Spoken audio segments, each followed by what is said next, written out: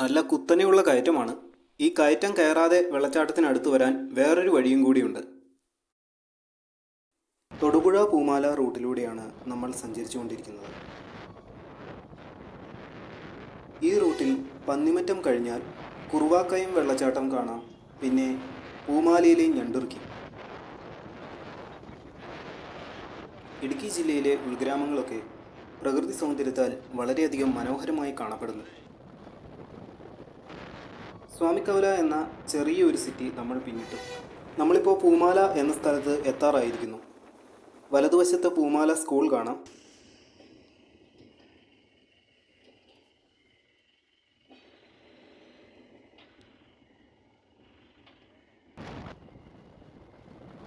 ഇതാണ് പൂമാല.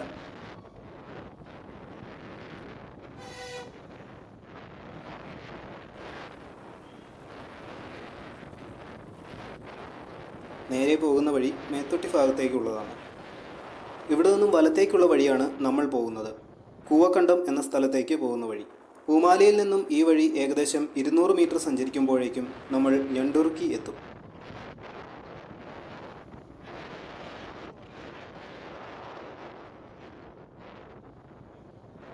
പൂമാല Koovakkandam വഴിയാണിത്. ഇതിലെയും bus route ഉള്ളതാണ്. ഇതാണ് പ്രശസ്തമായ തൊടുപുഴയ്ക്കടുത്തുള്ള ഞണ്ടുർക്കി വെള്ളച്ചാട്ടം. ഇവിടെ തൊട്ടടുത്ത് ചെറിയൊരു കടയുണ്ട്. അത്യാവശ്യം ദാഹമകറ്റാനുള്ളതൊക്കെ നമുക്ക് കിട്ടും. ഇവിടുന്ന് വെള്ളച്ചാട്ടത്തിനടുത്തേക്ക് കുറച്ച് ദൂരമേ ഉള്ളുവെങ്കിലും നല്ല കയറ്റമാണ്. ഇപ്പോൾ വെയിലായതുകൊണ്ട് നന്നായി മടുക്കും. ഇവിടുന്ന് മുകളിലേക്ക് പോകാനുള്ള വഴിയുണ്ട്. മുന്നറിയിപ്പ് ബോർഡ് കാണാം. അപകട സാധ്യത മേഖല എന്ന് പറയുമ്പോൾ ഇതിപ്പോൾ വേനൽക്കാലം ആയതുകൊണ്ട് നമുക്കത് ഫീൽ ചെയ്യില്ല. മഴക്കാലത്ത് നിറഞ്ഞൊഴുകുന്ന ഞണ്ടുർക്കി തോട് കണ്ടാൽ ശരിക്കും പേടിയാവും. ആ സമയത്ത് വെള്ളച്ചാട്ടത്തിനടുത്തേക്ക് പോകുന്നതും റിസ്ക്കാണ്. പിന്നെ ഈ സമയത്ത് ഞണ്ടുർക്കിയിൽ വന്നതിന് ഒരു കാര്യമുണ്ട്. അത് മുകളിൽ ചെല്ലുമ്പോൾ പറയാം. വഴിക്ക് കൈവരിയുണ്ട്, മൊത്തത്തിലില്ല. എന്നാലും ഈ കുന്ന് കയറുന്നതനുസരിച്ച് ഇങ്ങനെ വെള്ളച്ചാട്ടത്തിൻ്റെ കിടിലൻ വ്യൂ നമുക്ക് കിട്ടുന്നുണ്ട്. ഞണ്ടുർക്കി വെള്ളച്ചാട്ടം കാണാൻ ഞാൻ പലതവണയായി വന്നിട്ടുണ്ട്. ഇവിടെ ഇങ്ങനെ മൊത്തത്തിൽ ക്ലീനൊക്കെ ചെയ്ത് കോൺക്രീറ്റ് സ്റ്റെപ്സും ലൈറ്റ്സും ഒക്കെ സെറ്റാക്കിയത് ഏതാണ്ടൊരു 10 വർഷം മുമ്പാണെന്നാണ് എൻ്റെ ഓർമ്മ. ആ സമയത്ത് നമ്മൾ വിചാരിച്ചിരുന്നു ഇടുക്കി ടൂറിസം എന്നൊരു രീതിയിൽ ഇവിടെ നല്ല ഡെവലപ്മെൻറ്റ്സ് ഉണ്ടാകുമെന്ന്. പക്ഷേ പറഞ്ഞിട്ട് കാര്യമില്ല, വഴി മൊത്തം കാട് പിടിച്ച് അങ്ങനെ കിടക്കുകയാണ്. എന്നിട്ടും ഇവിടെ ഒരുപാട് ആളുകൾ വരുന്നുണ്ട്. അപ്പോൾ ഇതൊരു അറിയപ്പെടുന്ന ടൂറിസ്റ്റ് ലൊക്കേഷൻ എന്ന രീതിയിൽ ഡെവലപ്മെൻറ്റ്സ് കൂടി ഉണ്ടെങ്കിലോ നമ്മുടെ നാടിൻ്റെ പ്രതിച്ഛായ തന്നെ മാറിയേനെ. പക്ഷേ നമുക്കിതൊക്കെ ഇങ്ങനെ പറയാം എന്ന് മാത്രമേ ഉള്ളൂ. നല്ല രീതിയിൽ സംരക്ഷിച്ച് വന്നാൽ നല്ലത്.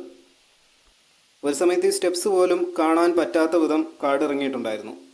അതുപോലെ രാത്രി സമയത്ത് വെളിച്ചത്തിൻ്റെ അഭാവവുമുണ്ട്. നല്ല കയറ്റമാണ്. അതിനിടയ്ക്ക് വലിയ പാറക്കൂട്ടങ്ങളൊക്കെ കാണാം. മുകളിൽ ചെല്ലുമ്പോഴേക്കും ശരിക്കും മടുക്കും. ഇപ്പോൾ നല്ല വെയിലുമുണ്ട്.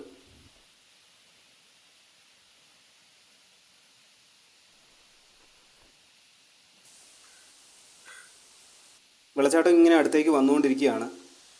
നമ്മൾ വെള്ളച്ചാട്ടത്തിൻ്റെ താഴെ എത്തി. താഴേന്ന് നമ്മൾ കണ്ട ആ ഒരു കാഴ്ച അടുത്തേക്ക് വന്നപ്പോൾ നല്ല കിടിലൻ വ്യൂ. ഇതിലെ അങ്ങ് വഴിയുണ്ട്, നമുക്കവിടേക്ക് വരാം. അതിന് മുൻപായി നമുക്കിനിയും മുകളിലേക്ക് പോകാൻ സാധിക്കും. വലിയൊരു പാറയാണ് ഈ ഒരു മതിൽ പോലെ കാണുന്നത്. ആ കാണുന്ന പാറമുകളിൽ വരെ നമുക്ക് കയറാം. വെള്ളച്ചാട്ടത്തിൻ്റെ സൈഡ് വ്യൂ കാണാം.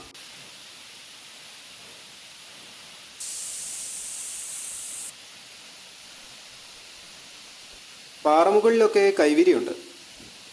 കൈവിരികളൊക്കെ കുറേ വർഷം മുമ്പ് സെറ്റാക്കിയതാണ്.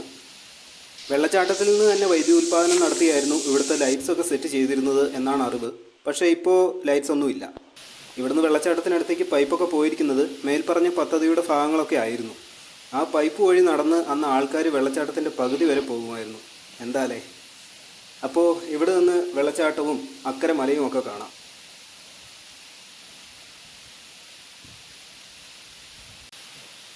പതഞ്ഞിറങ്ങുകയാണ് വെള്ളം. വെള്ളം വരുന്നത് പാറക്കെട്ടുകളുടെ ഇടയിലൂടെയാണ്. ചെപ്പുകുളം മലയിൽ നിന്നാണ് ഞണ്ടുർക്കി തോട് ഒഴുകി വരുന്നത്. 200 അടിയോളം ഉയരമാണ് ഈ വെള്ളച്ചാട്ടത്തിനുള്ളത്. ഇടുക്കി ജില്ലയിലെ ഉയരം കൂടിയ വെള്ളച്ചാട്ടങ്ങളിൽ ഒന്നാണ്.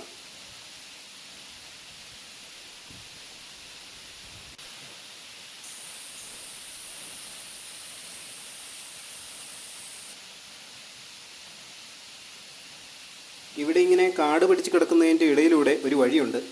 ആ വഴി നമുക്ക് കുന്ന് കയറാതെ ഇവിടേക്ക് വരാം. ഇനി നമുക്ക് താഴെ വെള്ളം വീഴുന്നിടത്തേക്ക് പോകാം. കഴിഞ്ഞ ഓഗസ്റ്റിൽ ഞാനിവിടെ വന്നിരുന്നു. അപ്പോൾ നമുക്ക് അടുത്തേക്ക് ചെല്ലാൻ പറ്റില്ല.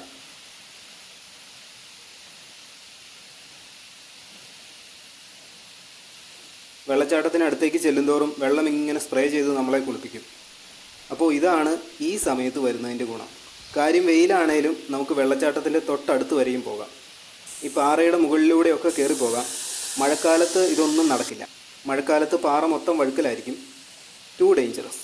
വന്ന് കണ്ടു പോവുക എന്നത് മാത്രമേ ഉള്ളൂ. കാര്യം ഇത്രയും ഉയരത്തിൽ നിന്നാണ് വെള്ളം വീഴുന്നതെങ്കിലും വെള്ളം വീഴുന്നിടത്ത് ഒരുപാട് ആഴമുള്ള സ്ഥലമല്ല. പാറ മുകളിലൂടെ കയറി പോകാം. അടുത്തേക്ക് ചെല്ലുന്തോറും വെള്ളം സ്പ്രേ ചെയ്യുന്ന ഒരു ഫീലുണ്ട്.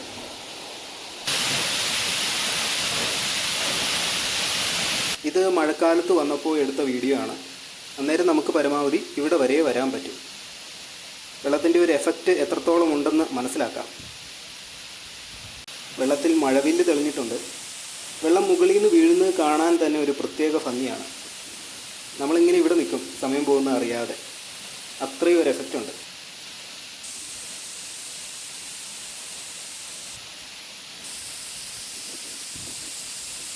നമുക്ക് വെള്ളം വീഴുന്നിടത്തേക്ക് പോകാം. പാറയിടുക്കിലൂടെ പോകാം.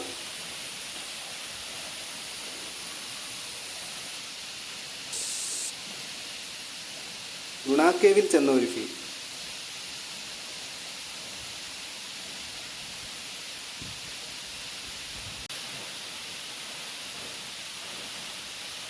അങ്ങനെ വെള്ളച്ചാട്ടത്തിൻ്റെ തൊട്ടടുത്ത്.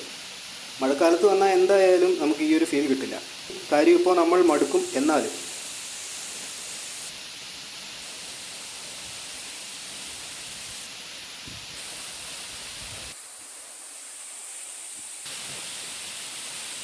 വെള്ളച്ചാട്ടത്തിൻ്റെ ഏറ്റവും അടുത്തു നിന്നുള്ള വ്യൂസ് നമുക്ക് കാണാം.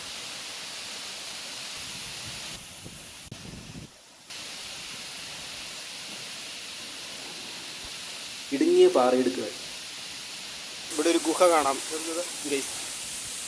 ഇവിടെ വേറൊരു ഗുഹ. ശരിക്കും ഒരു ഗുണ കേവിൽ വന്ന ഒരു എക്സ്പീരിയൻസ് ആണ്. മഴക്കാലത്ത് പായലും കൂടി ആകുമ്പോൾ വളരെ അപകടമാണ്.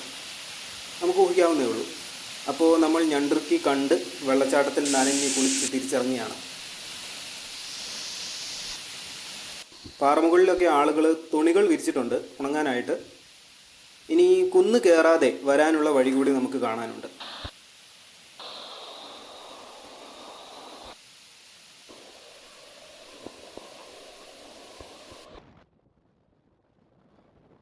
നമ്മൾ പൂമാലയിലേക്ക് തിരിച്ചു പോവുകയാണ്.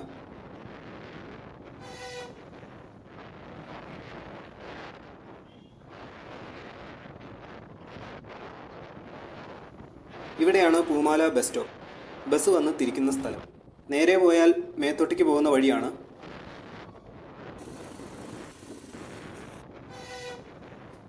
മേത്തൊട്ടി വഴിയിൽ കുറച്ചങ്ങ് പോകുമ്പോൾ ഈ ഒരു വഴി കാണാം.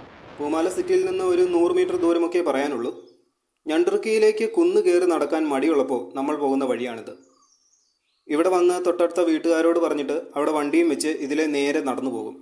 അപ്പോൾ നമ്മൾ നേരത്തെ പറഞ്ഞ കാട്ടിലൂടെ നേരെ ഞണ്ടിറുക്കി വെള്ളച്ചാട്ടത്തിലേക്ക് ചെല്ലും. അപ്പോൾ അടുത്ത തവണ നമുക്ക് മടി പിടിച്ച് ഈ വഴിയെ പോകാം.